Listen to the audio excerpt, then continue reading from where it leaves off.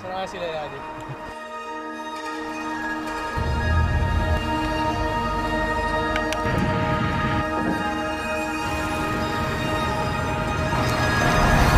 Dito kami sa Banff. Nagbabike. Ito yung bike ko.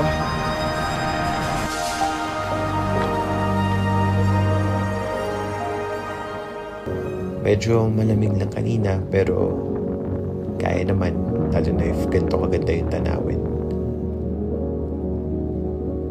Ito yung mga oras na mapapasalamat ka na lang kasi sobrang ganda ng gawa ng Panginoon.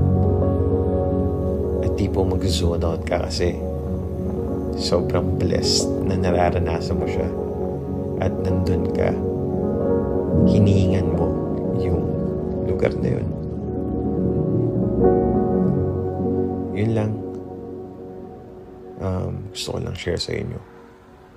Paalam.